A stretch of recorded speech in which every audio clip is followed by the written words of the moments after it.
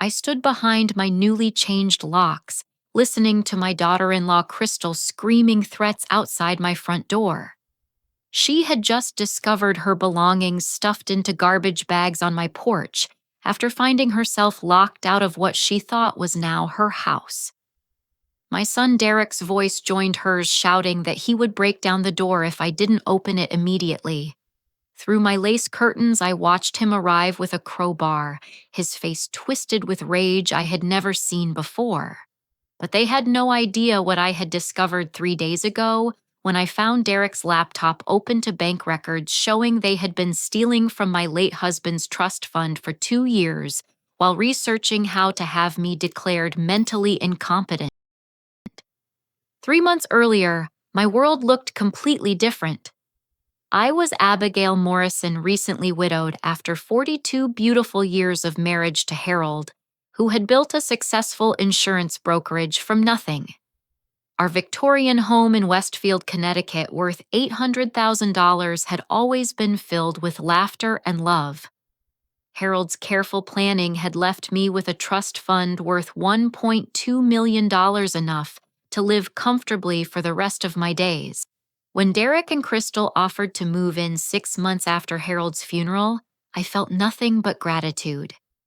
At 35, Derek had always been my pride and joy, working as an investment advisor at a prestigious firm in Hartford. Crystal, 32, with flowing auburn hair and the sweetest smile, seemed like the daughter I never had. They claimed they wanted to help me through my grief, and I welcomed their support with open arms. Crystal transformed into the perfect caregiver overnight. She prepared my meals with loving attention, organized my medications in clearly labeled containers, and drove me to every doctor's appointment without complaint. She even accompanied me to the grocery store, gently guiding my choices toward healthier options. When I struggled to sleep, she would brew chamomile tea and sit with me while I sipped it, listening to my stories about Harold with patient understanding. Derek handled what he called the stressful financial details to protect me from unnecessary worry. He organized Harold's business papers, met with accountants, and managed the trust fund distributions. Every evening, he would update me on the day's activities, speaking slowly and clearly, as if I might not understand. When neighbors stopped by, they constantly praised me for having such wonderful, devoted children. "You're so lucky, Abigail," my neighbor Mrs. Patterson would say. "Derek and Crystal are absolute angels for taking such good care of you." I began depending on them for everything. Crystal would sort through my mail each morning, setting aside what she deemed important and discarding what she called junk. Derek discouraged visits from my sister Margaret, explaining that too much excitement might overwhelm my grieving process. When my best friend Joyce called to invite me for our weekly coffee dates, Crystal would gently suggest that I wasn't quite ready for social activities yet. The isolation happened so gradually that I barely noticed. Crystal would mention that Margaret seemed pushy about wanting to visit, while Derek expressed concern that Joyce's loud personality might be too stimulating for someone in my delicate emotional state. They created a protective bubble around me, and I felt grateful to be so cherished. Derek brought home important-looking documents explaining they were tax forms that required my signature to keep Harold's estate in proper order. I signed them willingly, trusting my son's expertise completely. When he suggested I should focus on healing rather than worrying about complicated financial matters, it seemed like the most loving advice a son could offer. The house that had once welcomed a steady stream of visitors became quiet except for Derek, Crystal, and me. They convinced me that I needed time to process my grief without outside interference, and I believed every word.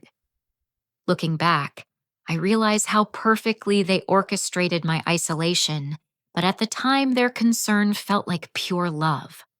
Everything changed the afternoon I woke early from my nap and overheard Crystal on the phone in the kitchen. Her voice carried a tone I had never heard before, as she spoke to someone with casual cruelty. "The old bat is getting senile faster than we hoped," she laughed. "We can probably move to phase 2 by Christmas. Derek thinks we should have her declared incompetent before she catches on to what we're doing." That phone conversation shattered my world, but I forced myself to remain calm and start paying attention to details I had previously overlooked. What I discovered over the following weeks revealed a systematic campaign designed to make me question my own sanity. Crystal began moving my reading glasses to strange locations throughout the house. I would leave them on my bedside table before sleep, only to find them in the refrigerator the next morning. When I expressed confusion, Crystal would rush to my side with exaggerated concern. "Oh, sweetie, you put them there last night when you were getting your evening snack," she would say, her voice dripping with gentle worry. "Don't you remember you were looking for the leftover pie?" But I knew I had never gotten up for a snack. I began to doubt myself, wondering if grief had affected my memory more than I realized. Derek noticed my confusion and started expressing concern to our neighbors about my declining mental state. Mrs. Patterson mentioned that Derek had asked her to keep an eye on me because I was having memory episodes. The incidents escalated. Crystal secretly reduced my blood pressure medication, causing dizzy spells that left me gripping furniture for support. When I mentioned feeling lightheaded, Derek immediately scheduled an appointment with Dr. Thornton, our longtime family physician. During the visit, Derek spoke about my increasing confusion and disorientation, while I sat there feeling helpless and embarrassed. Crystal's manipulation became more elaborate. She would invite church ladies for afternoon tea, then stage carefully orchestrated scenes to make me appear confused. Once she told me the ladies were coming on Wednesday, but when they arrived on Tuesday, I appeared completely unprepared. Crystal rushed around apologizing for my mix-up, explaining how difficult it was becoming to keep me organized. "She's been having trouble with days and times lately," Crystal confided to Mrs. Henderson from our church loud enough for me to hear. "Yesterday, she thought it was still Sunday and wanted to go to morning service in the evening." I had never been confused about the day of the week, but their concerned expressions made me question even that certainty. The church ladies left with sympathetic smiles and promises to pray for my condition. Their pity felt like acid in my stomach. My jewelry box, which had contained Harold's anniversary gifts accumulated over 4 decades, mysteriously emptied.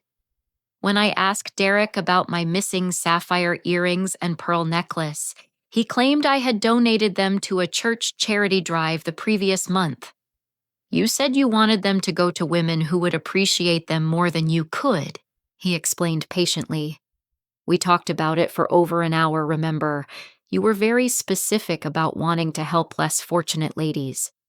I had no memory of any such conversation or donation, but Derek's certainty made me doubt my own recollection. When I tried calling the church to inquire about the donation, Crystal gently suggested that my confusion might embarrass the pastor and the charity recipients. The phone calls from our bank about irregular account activity never reached me directly.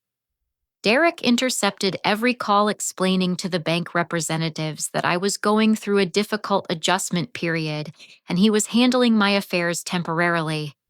He assured them that any unusual activity was simply due to his organizing my finances more efficiently. Crystal's performance as the devoted daughter-in-law became more dramatic. She would break into tears when neighbors inquired about my health, describing how heartbreaking it was to watch someone she loved deteriorate so rapidly. Her emotional displays gained sympathy and support from everyone in our community. Derek began researching memory care facilities, leaving colorful brochures scattered around the house where I would find them. The glossy photos showed smiling elderly residents playing cards and tending gardens, but the pamphlets felt like threats rather than comfort. When I questioned him about them, he claimed he was just gathering information in case we needed options in the future. My growing fear and confusion became constant companions. I started questioning every thought and memory, wondering if my grief had truly damaged my mental capabilities. Margaret's phone calls became less frequent after Derek told her I was having really bad days and that conversations with family members seemed to agitate me. The final straw came when I discovered my missing jewelry hidden in Crystal's makeup case. I had gone to her room looking for hand lotion and accidentally knocked over her cosmetic organizer. Underneath her foundation bottles, I found my sapphire earrings, pearl necklace, and Harold's mother's diamond brooch. At that moment, the fog of doubt cleared completely. The jewelry hadn't been donated to charity. Crystal had stolen it, and Derek had covered for her with elaborate lies. Everything else they had done suddenly made perfect sense. They weren't caring for me out of love.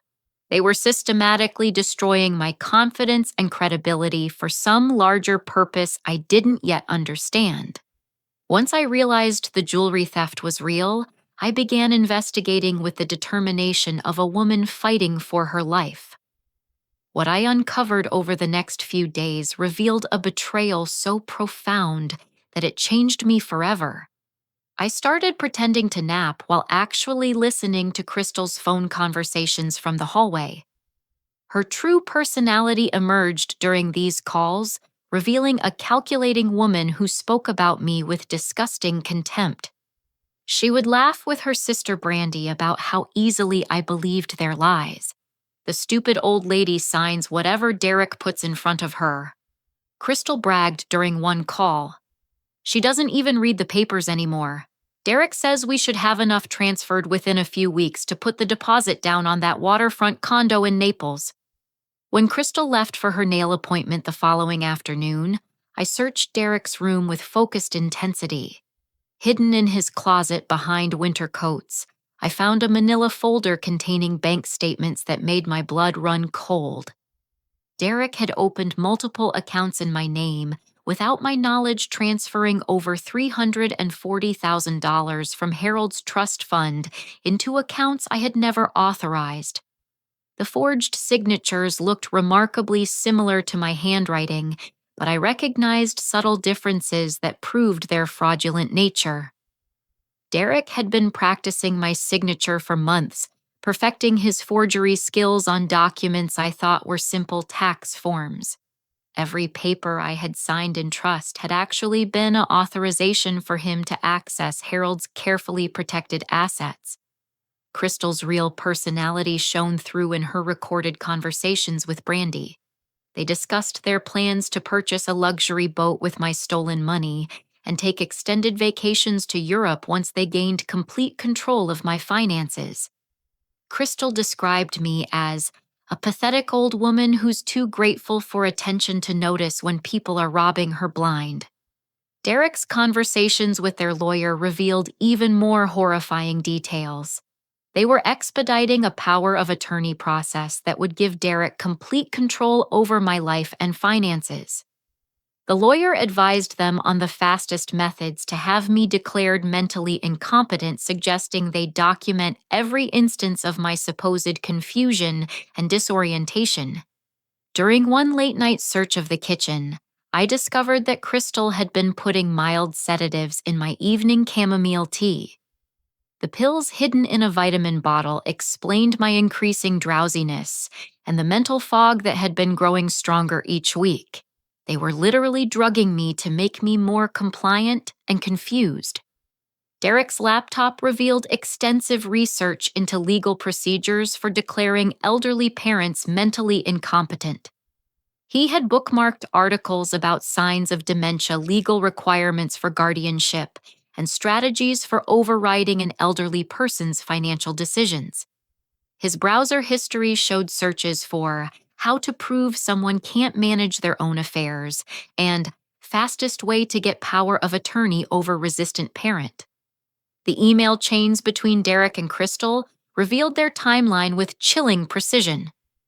They planned to have me committed to a memory care facility by New Year's Day and wanted to sell my house by spring. They had already contacted Sunset Manor, a high-end memory care facility, and received preliminary approval for my admission based on Derek's descriptions of my rapidly declining mental state. Crystal had been leading a double life that extended far beyond stealing from me. She maintained a secret dating profile using photos of my stolen jewelry to appear wealthy, funding expensive shopping sprees with money transferred from my accounts. Her credit card statements showed purchases at luxury stores that she had never mentioned, all paid for with my stolen funds. Dr. Thornton's involvement shocked me most deeply. Derek had been paying for the doctor's expensive golf club membership in exchange for medical reports supporting my supposed mental decline. The physician I had trusted for 20 years had been falsifying my medical records, documenting cognitive issues that didn't exist to support Derek's guardianship petition. The forged power of attorney documents were masterpieces of deception. Derek had created convincing paperwork claiming I had voluntarily signed over complete financial control to him due to my inability to manage complex financial matters independently. The signatures looked authentic enough to fool anyone who wasn't familiar with my actual handwriting. Their Florida condo purchase was already in motion. They had put down a $50,000 deposit on a luxury waterfront property using money stolen directly from Harold's trust fund. The real estate agent's emails confirmed they were planning to move within 6 months, leaving me institutionalized while they enjoyed their retirement funded entirely by my late husband's life's work. The most devastating discovery came when I found their communication with Sunset Manor's administrator. Derek had already signed preliminary papers for my admission, claiming I was becoming increasingly violent and paranoid. He described incidents that had never happened, painting me as a dangerous woman who needed immediate professional care for everyone's safety. Crystal's pregnancy test hidden in her bathroom drawer was negative, despite her recent claims to Derek about needing my house for the baby's nursery. She had fabricated the pregnancy as another manipulation tactic, knowing that Derek would use the fake grandchild as leverage to guilt me into signing over more assets. But the most heartbreaking betrayal was learning they planned to have me forcibly committed within 2 weeks. Derek had scheduled a family meeting with Dr. Thornton, where they would present their evidence of my mental incompetence and request immediate intervention. The meeting was set for the Monday after Thanksgiving, giving them a timeline that felt like a death sentence. As I absorbed the full scope of their betrayal, something fundamental shifted inside me. The grief-stricken, trusting widow they had been exploiting simply ceased to exist. In her place emerged a woman with nothing left to lose and everything to fight for. The moment I fully understood their scheme, I stopped being their victim and became their worst nightmare. But they would never see it coming because I had learned the most important lesson of my life: the power of appearing weak while actually growing stronger. I continued my morning routines exactly as before, but now every action served a purpose. When Crystal brought my morning tea, I smiled gratefully while secretly disposing of the drugged liquid in my bathroom sink. I replaced her sedatives with harmless vitamins, maintaining my evening drowsiness through pure acting while my mind remained sharp and focused. My first call was to Frank Rodriguez, Harold's former business partner, who had become a private investigator after retirement. Frank had attended Harold's funeral and left me his card promising help if I ever needed anything. When I called from the landline in my bedroom while Derek and Crystal were grocery shopping, Frank's concern was immediate and professional. "Abigail, what you're describing sounds like textbook elder financial abuse," he said after I explained the situation. "We need to document everything before they realize you're onto them. Can you safely install some recording equipment?" Frank helped me purchase a voice-activated recording app for my old iPhone, which Derek and Crystal assumed I barely knew how to operate. I positioned the phone strategically during Crystal's daily conversations, capturing her cruel laughter and detailed discussions about their theft. Her sister Brandy became an unwitting accomplice, encouraging Crystal to share every detail of their scheme during their sisterly chats. I installed tiny cameras in the living room and kitchen using equipment Frank provided, disguising them as decorative items Derek and Crystal never paid attention to.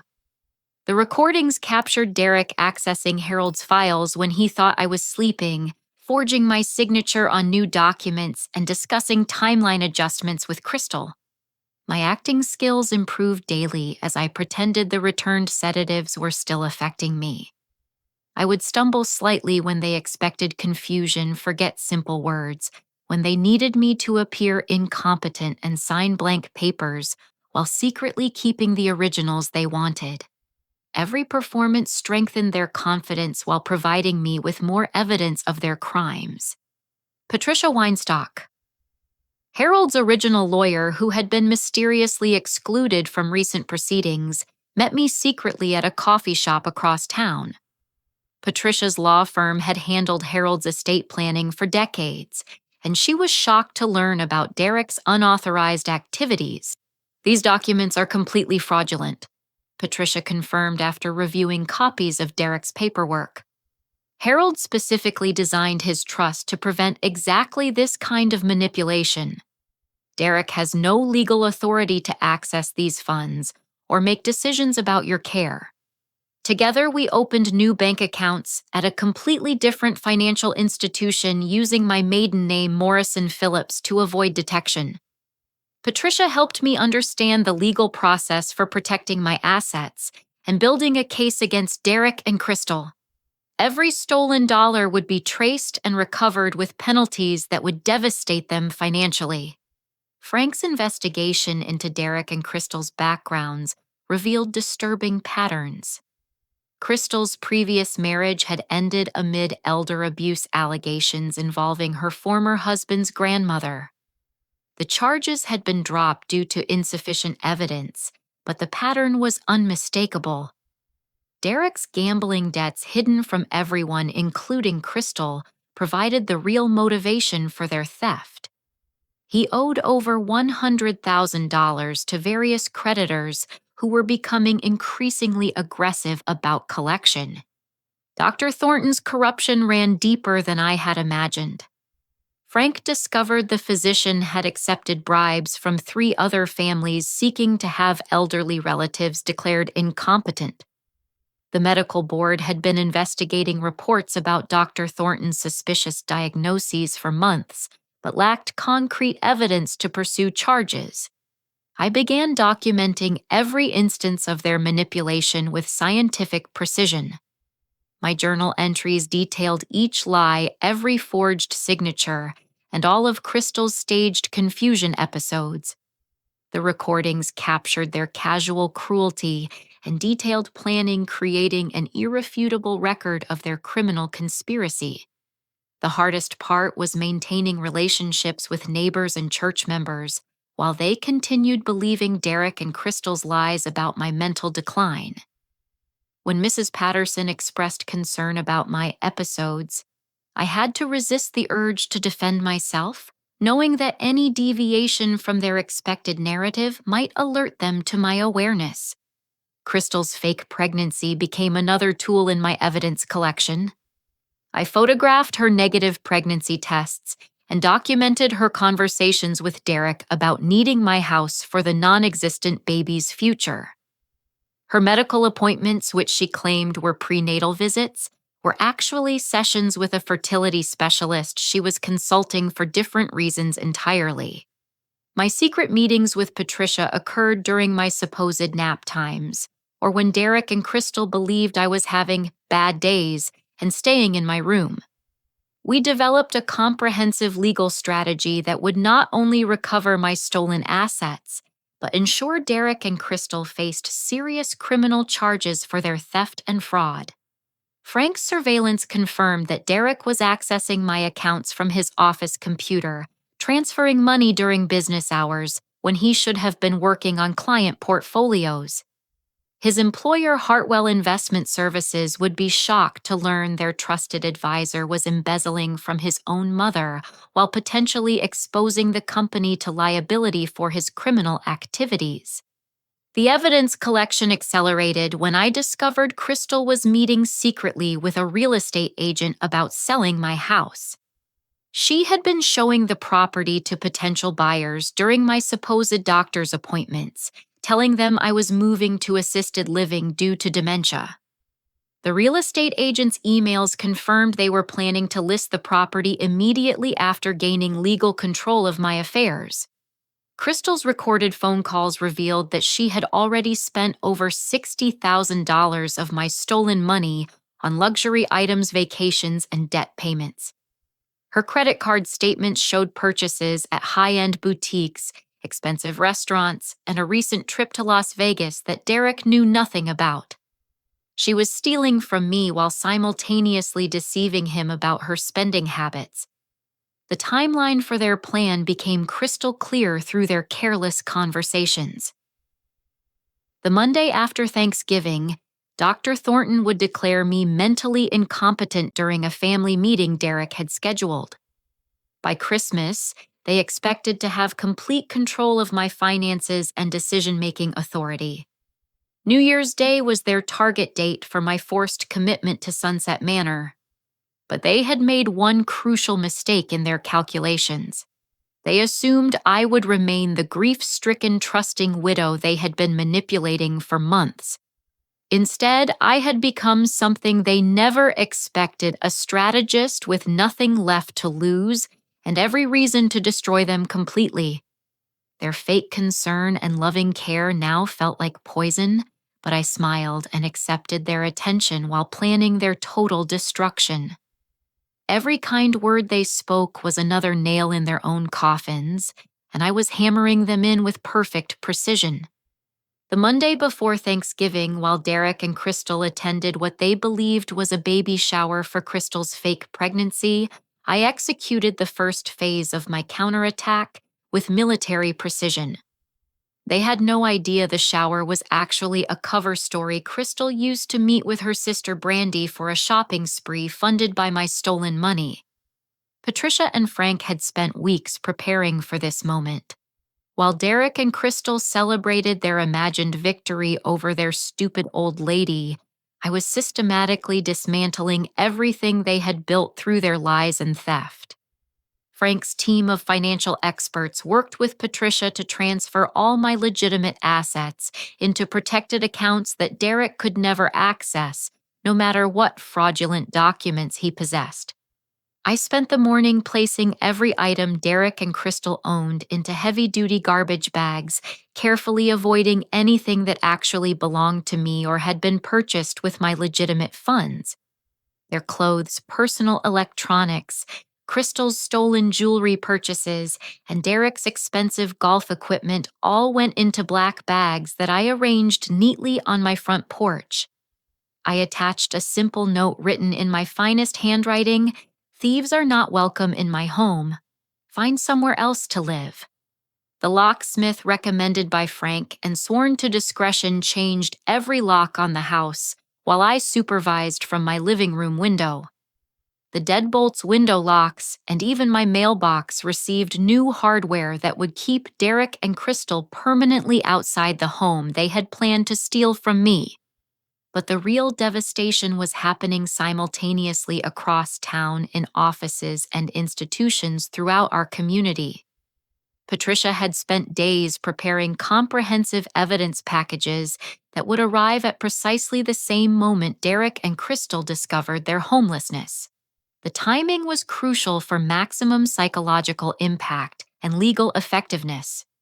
The police station received a complete file documenting Derek's forgery, Crystal's theft, and their conspiracy to defraud me of Harold's estate. Detective Morrison, no relation despite our shared name, had been investigating elder abuse cases for over 15 years and immediately recognized the sophistication of their scheme. The evidence was so comprehensive that he requested an emergency meeting with the district attorney for the following morning.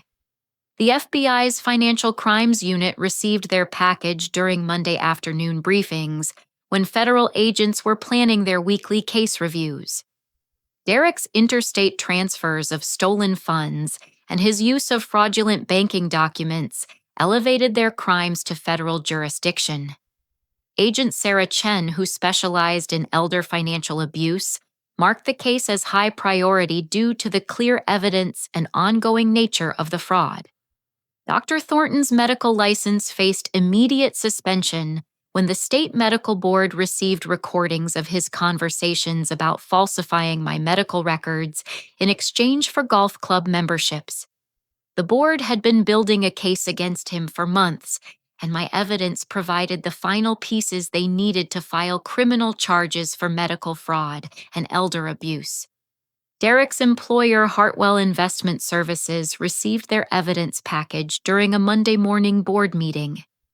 The senior partners were reviewing quarterly performance reports when Patricia's overnight delivery arrived, with proof that their trusted investment advisor had been embezzling from his own mother while using company resources to manage his criminal activities.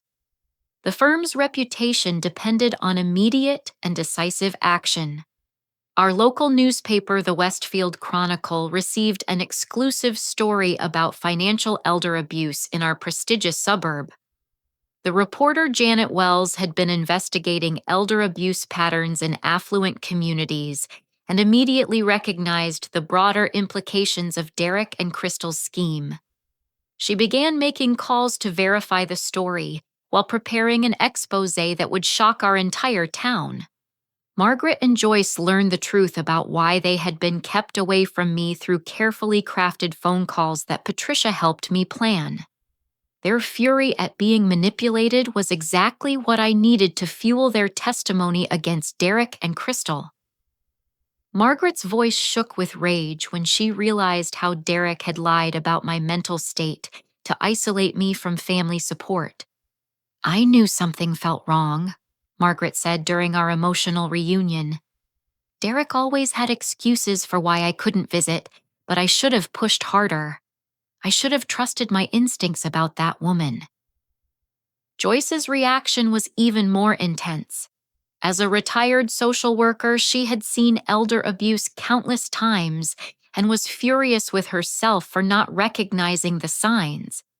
Her professional expertise would prove invaluable in documenting the psychological manipulation Derek and Crystal had used against me. Crystal's previous victims began emerging after Janet Wells published the initial news story online.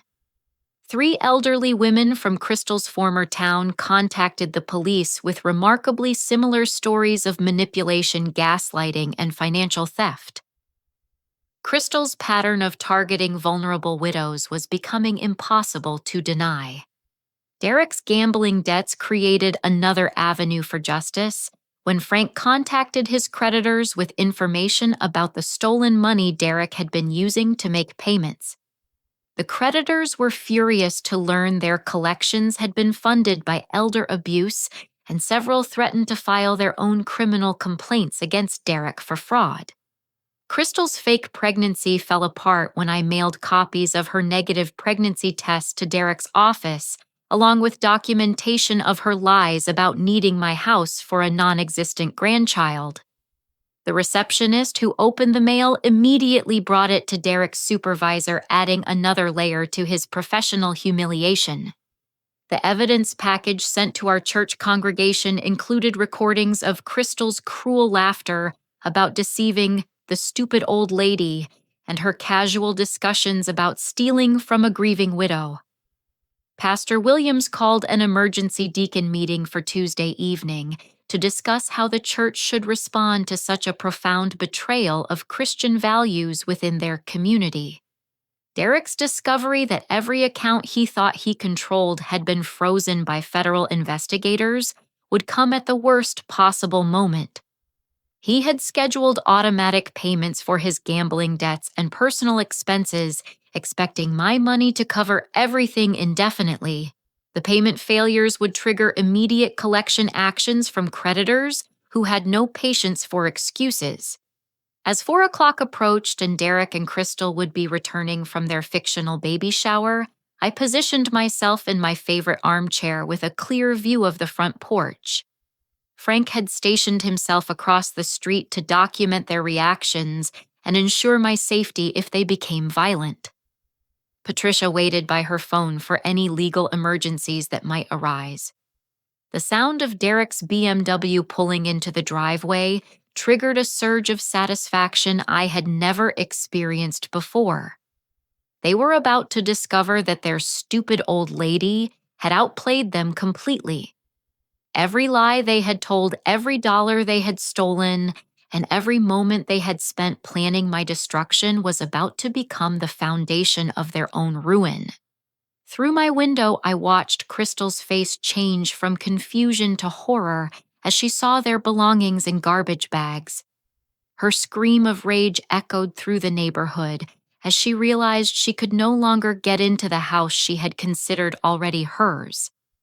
Derek's attempted key insertion and subsequent pounding on the door confirmed that my locks had been changed successfully. The police sirens approaching from 2 directions meant that neighbors had already called in reports of their disturbance.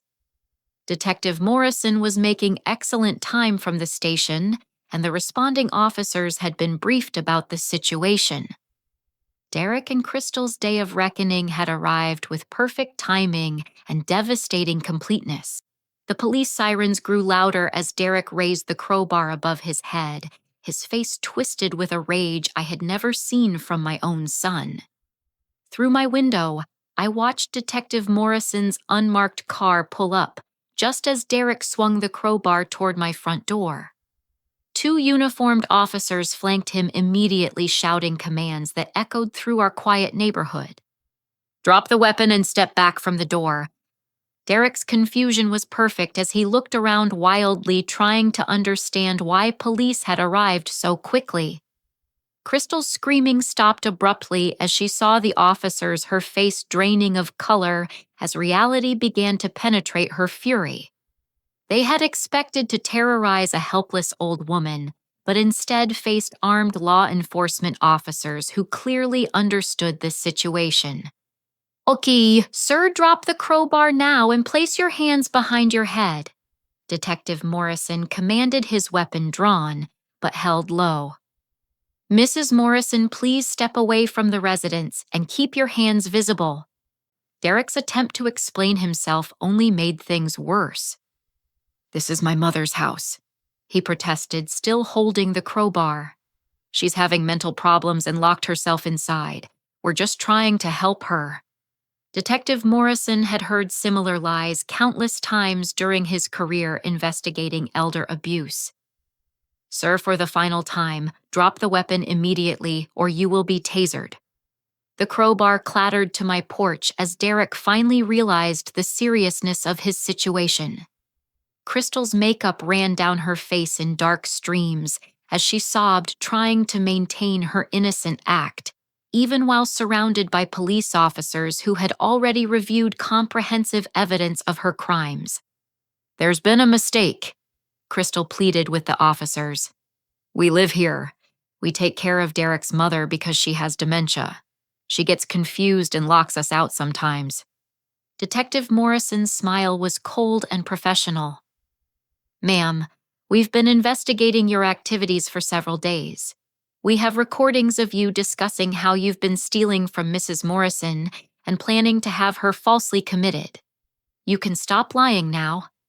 The moment Derek and Crystal realized their schemes had been exposed was more satisfying than anything I had ever experienced.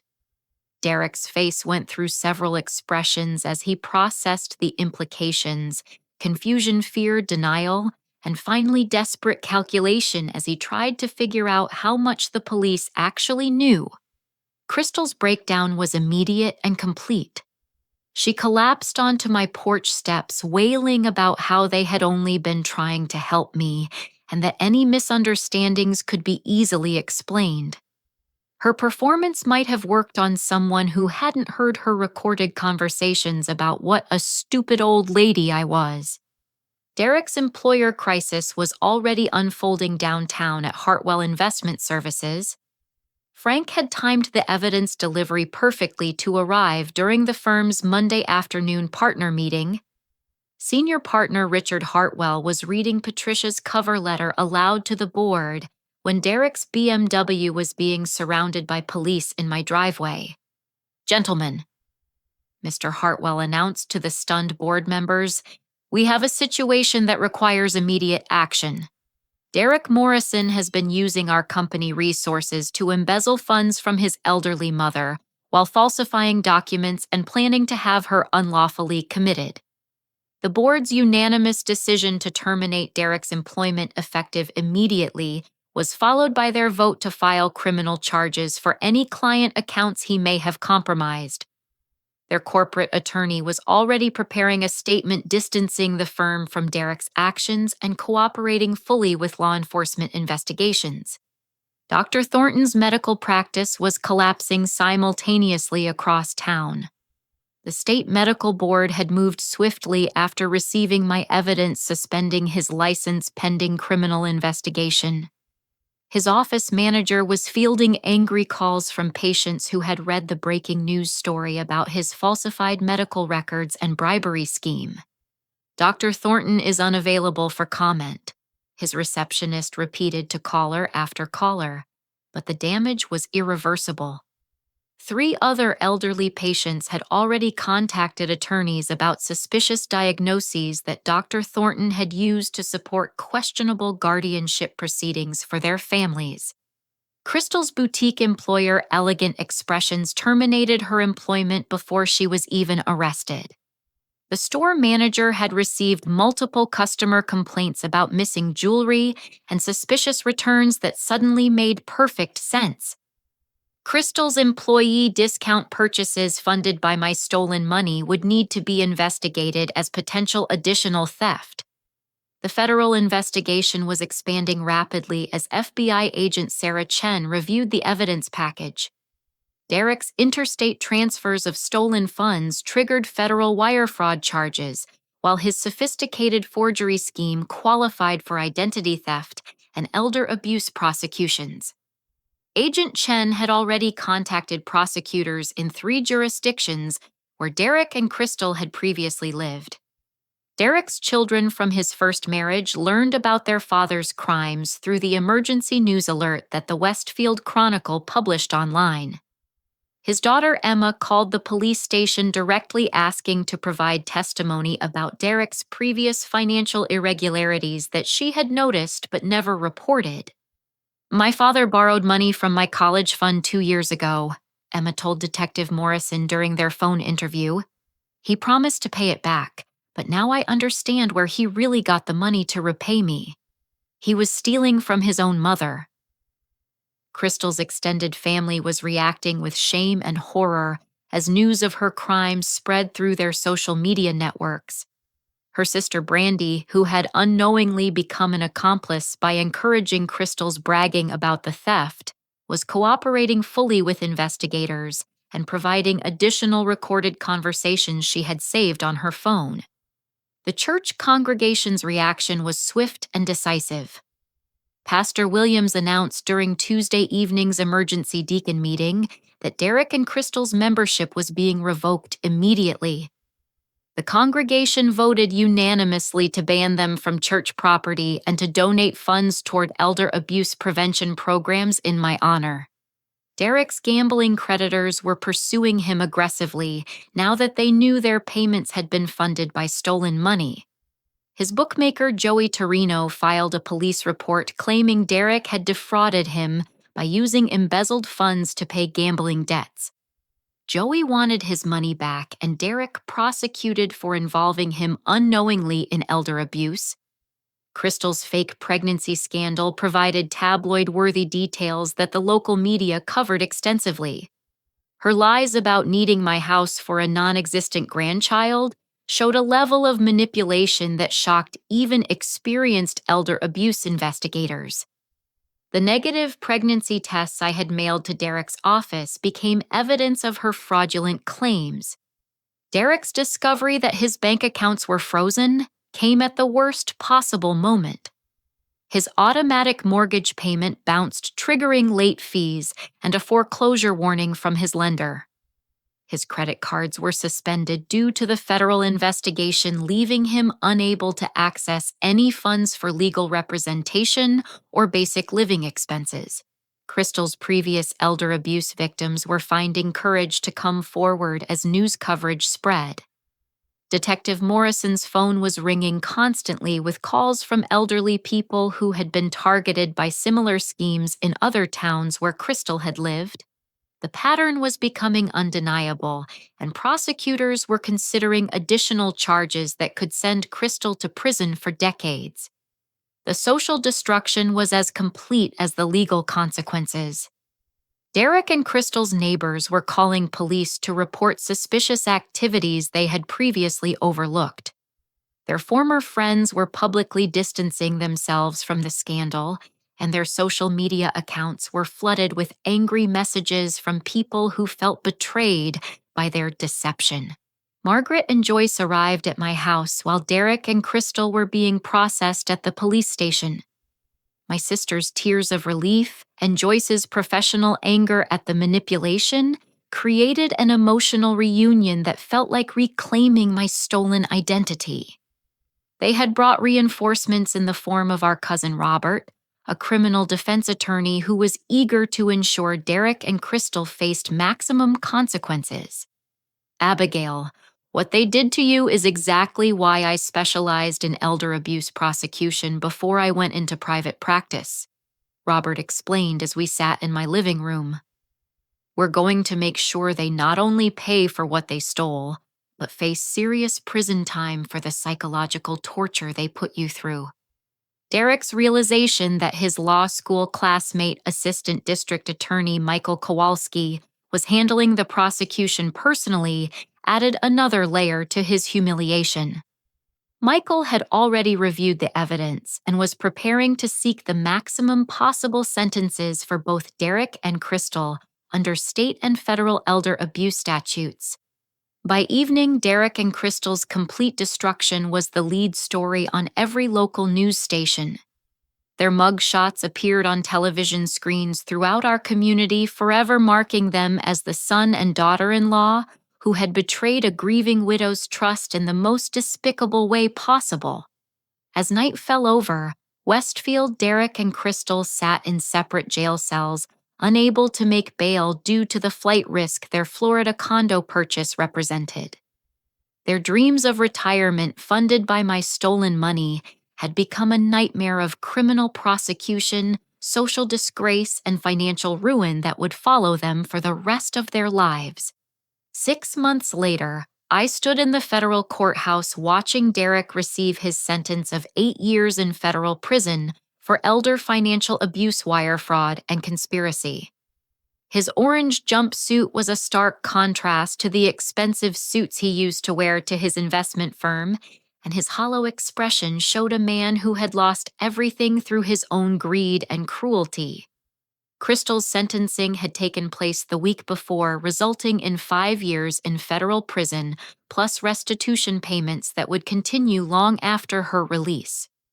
Her previous elder abuse victims had provided powerful testimony about her pattern of targeting vulnerable widows, and the judge had shown no mercy for someone who made a career of exploiting grief and loneliness. Dr. Thornton's medical license had been permanently revoked, and his criminal trial for falsifying medical records and accepting bribes was scheduled for the following month. 3 other families had filed civil suits against him for his role in fraudulent guardianship proceedings, ensuring that his financial destruction would be as complete as his professional disgrace. The financial recovery exceeded even Patricia's expectations. With penalties and interest, Derek and Crystal were required to pay back over $600,000 money that would fund my comfortable retirement and my new mission of helping other elder abuse survivors. Their Florida condo, which they had purchased with my stolen funds, was seized and sold to help cover their restitution obligations. My relationships with Margaret and Joyce had been restored and strengthened by our shared experience of fighting Derek and Crystal's manipulation.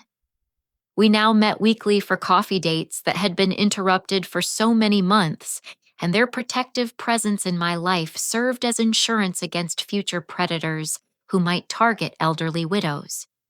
The security system Frank had installed in my house provided both practical protection and peace of mind. Motion sensors, cameras, and direct communication with police dispatch ensured that I would never again be vulnerable to the kind of isolation and control that Derek and Crystal had used against me. My volunteer work with the Connecticut Elder Abuse Prevention Coalition had become my new purpose in life. I traveled throughout the state, teaching other seniors how to recognize the warning signs of financial manipulation and emotional abuse. My story had become a powerful tool for education and prevention, helping other families avoid the trauma I had experienced. The coalition had received dozens of calls from elderly people who recognized similar patterns in their own families after hearing my presentations. Several ongoing criminal investigations had been launched based on evidence gathered by seniors who learned to document suspicious activities the way I had learned to do. Derek's children from his first marriage had become a precious part of my chosen family. Emma and her brother Thomas visited regularly, eager to maintain a relationship with the grandmother figure their father had tried to destroy. They were dealing with their own trauma from learning about Derek's crimes, but our mutual support had created bonds stronger than the blood relationship Derek had betrayed. Crystal's daughter from her previous relationship had been placed with her father after Crystal's imprisonment. The little girl was receiving therapy to deal with the trauma of learning that her mother was a criminal, and I had established a college fund for her future education. Children should never have to pay for their parents' crimes.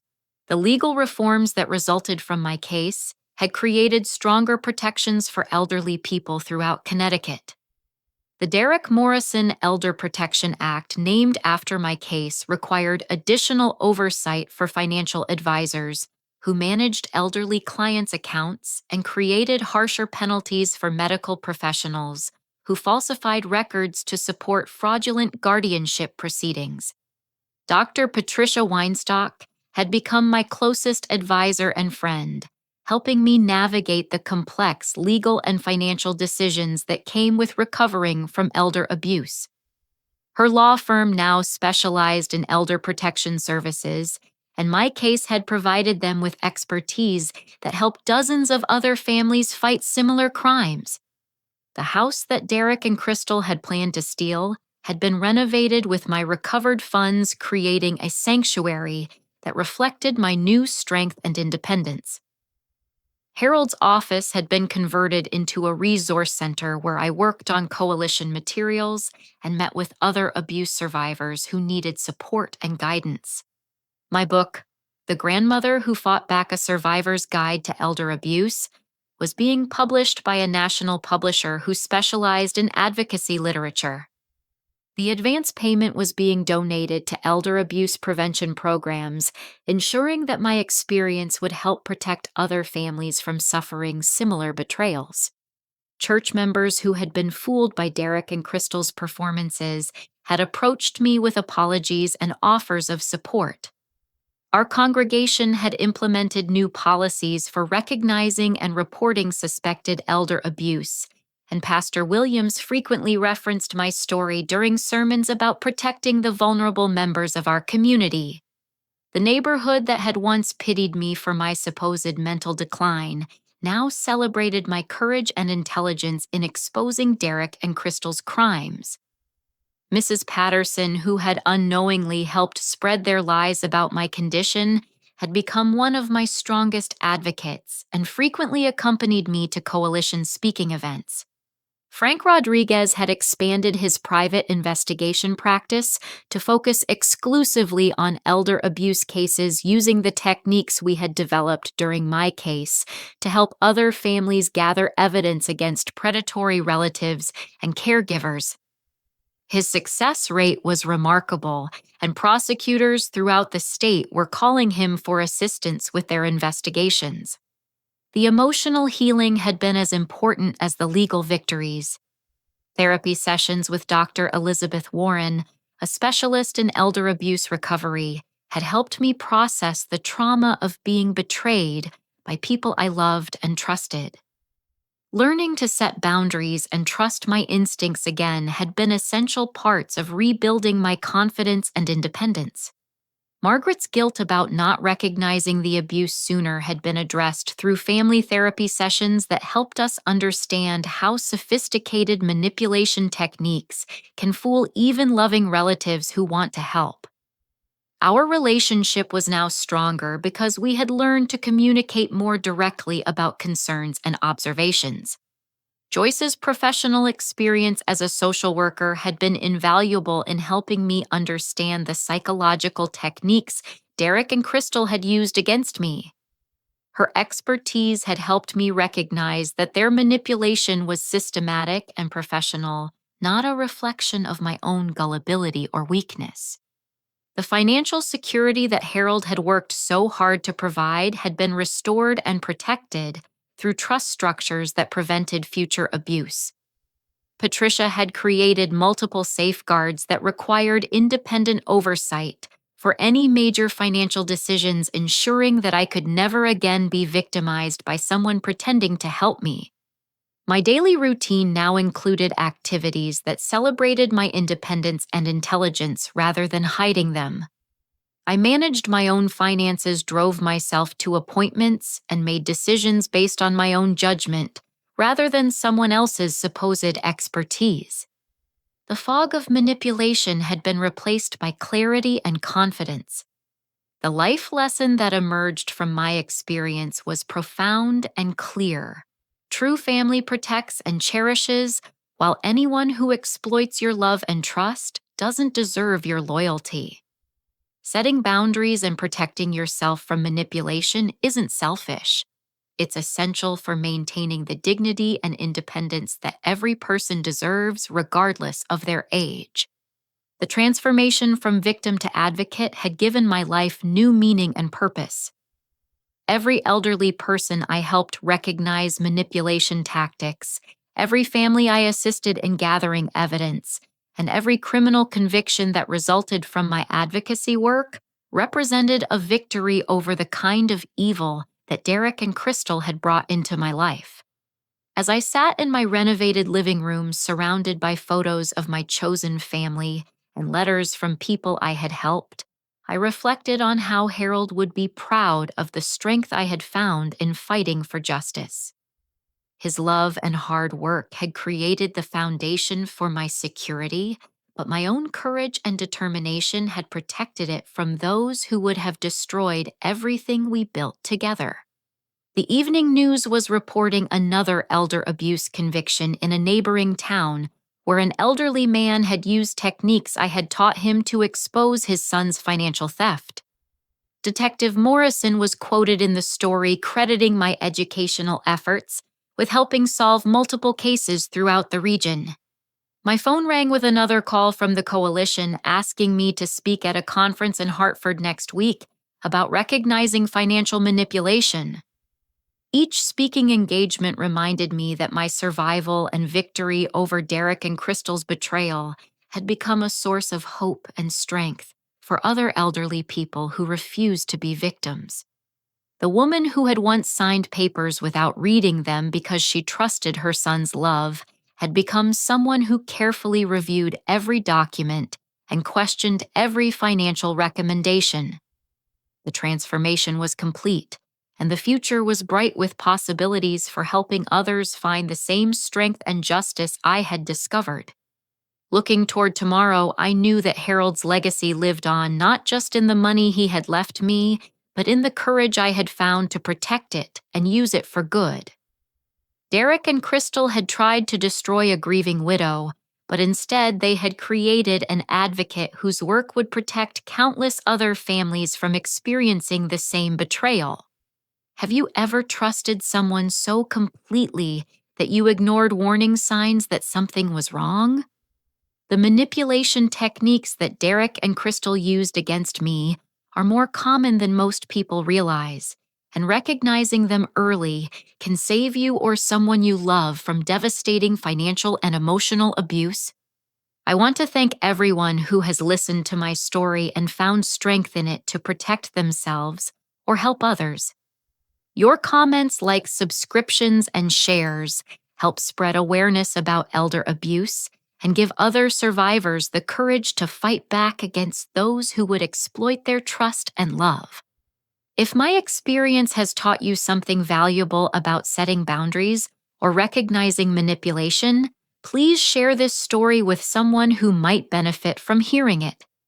Together, we can create communities where elderly people are protected and respected rather than targeted by those who should be caring for them. Remember that getting older doesn't mean getting weaker, and trusting others doesn't require abandoning your own judgment. Stay strong, stay vigilant, and never let anyone convince you that asking questions or setting boundaries makes you difficult or ungrateful. Your independence and dignity are worth fighting for no matter what anyone else might tell you.